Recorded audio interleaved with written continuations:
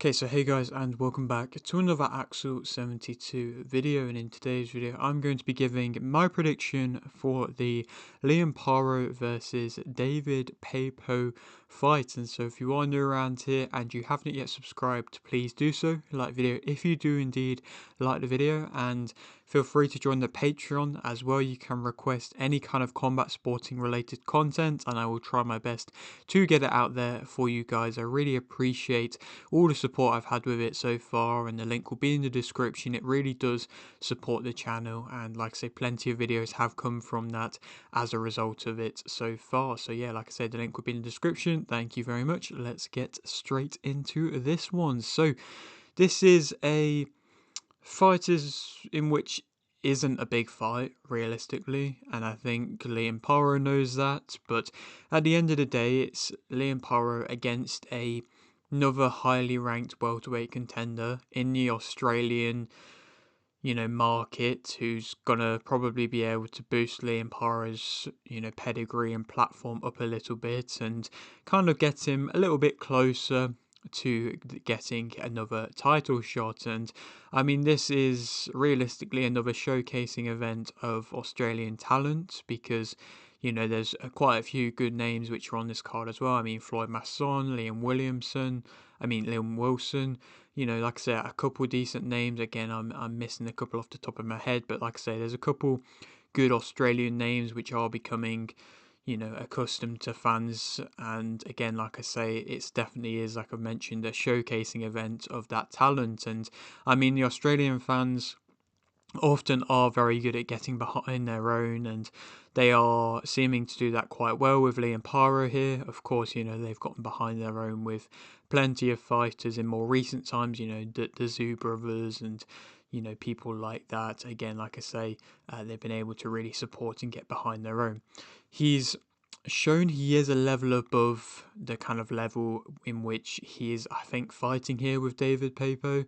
Again, I don't know if I'm pronouncing his name right, to be fair, but now he's in the welterweight division. He is wanting to, like I say, assert himself after defeating which he had against um, Richardson Hitchins, which of course was a defeat, which isn't a bad defeat to have on the resume, but again is a loss nonetheless. And again, I'll touch upon what that might have meant for his career, kind of contractual wise.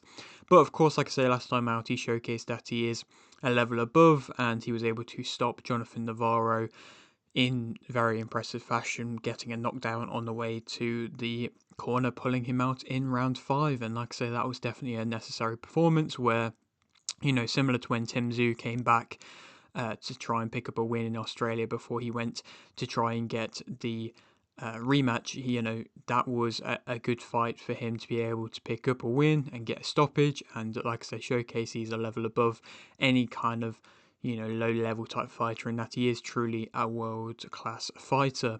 And again, when you look at Liam Paro, he's got some very good names on his resume. I mean, Brock Jarvis, another guy who I believe is on this card, that was at the time a very good name to have. And then, of course, you've got the Subriel Matias fight as well, which again was another great fight with another, great name, which really has aged very well for him. Of course, Matias going and becoming world champion yet again. Again, Liam Paro was able to be the first guy to go and give Matias that challenge, and then also at the same time, first guy to beat him, first guy to not get knocked out by him. Again, it was very impressive. Of course, Matias wasn't able to knock out Puello, but still, at that time to take that risk, Liam Paro, you can see that he is somebody who is truly willing to take on all challenges. It does seem like Matchroom may have let him go and kind of let him to go and do it whatever he wants of his career. It doesn't seem like they're promoting him anymore, which is strange because, Matchroom are putting on a decent amount of shows in Australia, and of course they had George Kambosos. I still believe that they are working with George Kambosos, and they were more willing to sign somebody like a George Kambosos instead of somebody like a Liam Paro. And it's a bit surprising in my opinion, because Liam Paro showcased a bit more of that future kind of potential there. He didn't look completely out of it against Hitchins. Yes, maybe he was outclassed a bit, but it wasn't a devastating performance. And of course, he had that great win versus Matias.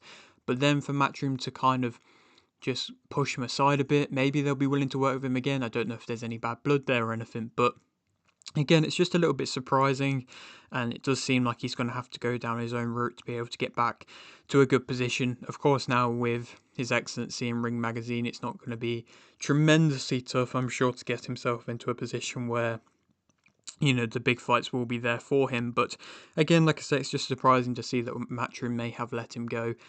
Like I say, saying that they've also got the likes of Jake Wiley, who they signed, who clearly is just an Australian level type fighter, isn't really anything more. So, you know, why get rid of somebody who, in Liam Paro, who is showcased that he is a world level type fighter? Again, like I say, it's just a bit strange in my opinion. For David Papot, again, I'm just going to call him David. I don't want to butcher the last name. He's someone who hasn't really been tested at a high level. I mean, yet again, is an example of a French fighter who's been kind of kept to themselves a bit and not really fought outside of France. You know, he's managed to get himself a good welterweight world ranked position quite easily. Again, you know, he's had some good tests against names which aren't really big names. I mean, his probably biggest name in which he had was the John Miguez fight, which was a decent win for him, as well as a few, you know, other undefeated fighters who have got on paper quite nice records. But again, the more you look into them records, the more you see that they are kind of padded records, really. So again, David's got himself in a good position for this fight, but it's not against, like I say, anybody of serious notes, and that does seem to be quite a common trend with quite a few French fighters, where they do just manage to get themselves in good positions without really facing anybody of note.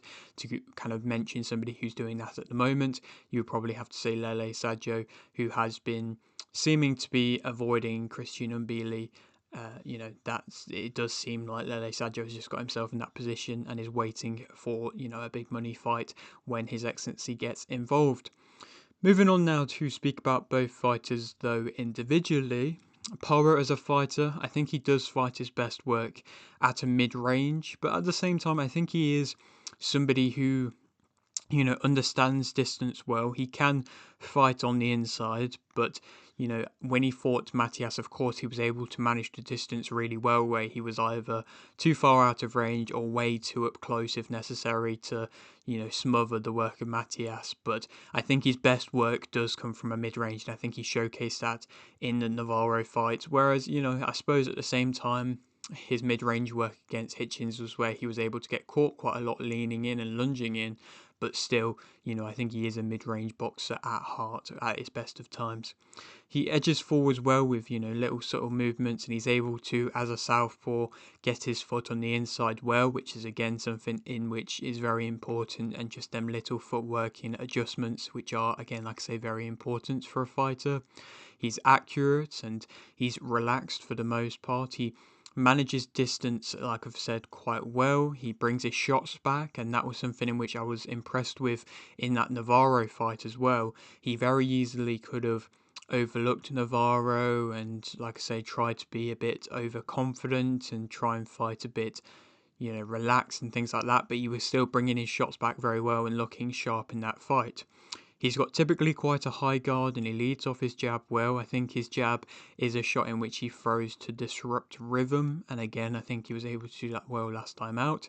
He's got solid timing. He does have a good level of power, and that power does seem to have kind of come up in weight with him to an extent. Again, the fact that he was able to go out there and get a big knockdown against Navarro was impressive to see. I'm not going to start labelling him as a big power puncher in the division, but I think he does have a kind of explosive level of power mixed in with the accuracy. You know, it's definitely a good combination there. He's got that good, strong, straight left. He is well conditioned and, of course, is very much used to going the full distance. He can box to a game plan very well. It's, you know, evident that he's a disciplined fighter who's willing to box through a good game plan if necessary, and he's got good, solid feints.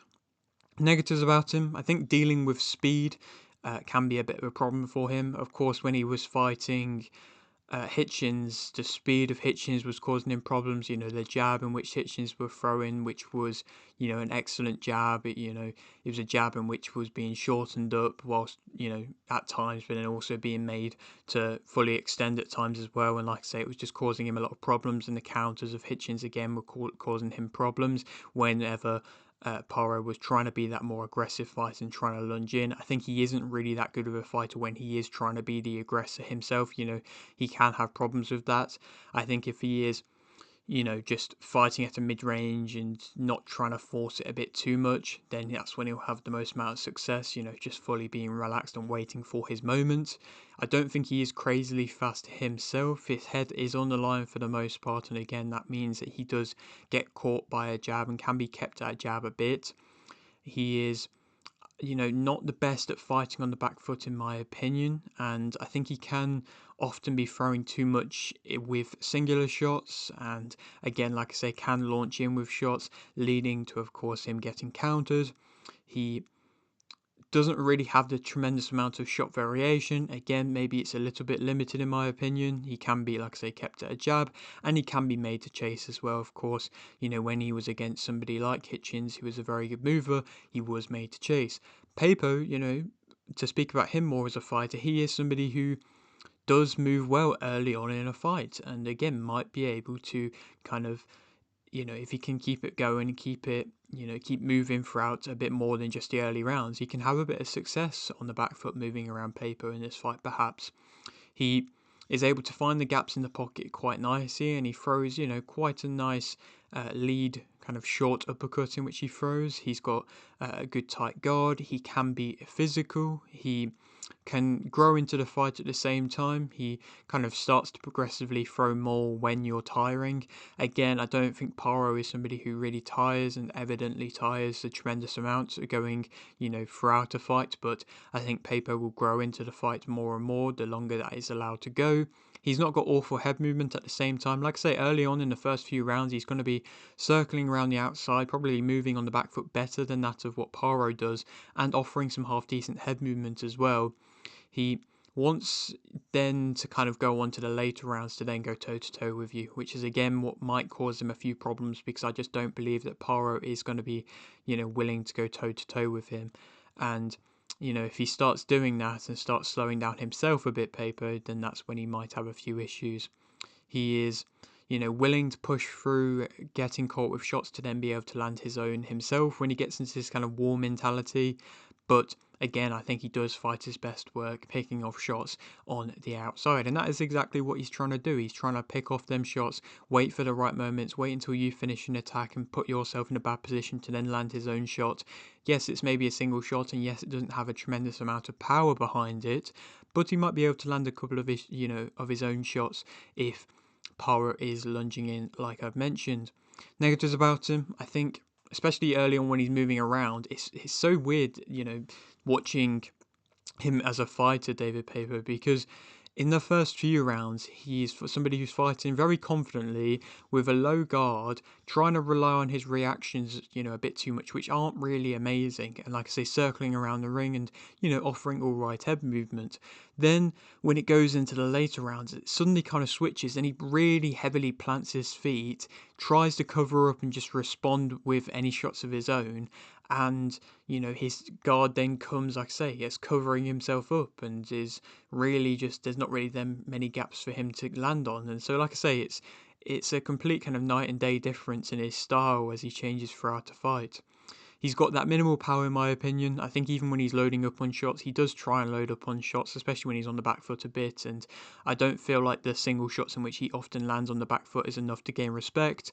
But when he does, like I say, mix in them, more of a variety of shots, and leads off with his uppercut, he is able to have a bit more success in them later rounds. So offensively, he can lean on his back foot a bit too much. He can be outthrown, and that has been shown in fights. There's been a couple of fights on the French regional level in which I've seen of him where maybe he's been a bit fortunate to get a decision. And again, that is because I think he is being outthrown a bit and covering up too much in the center of the ring.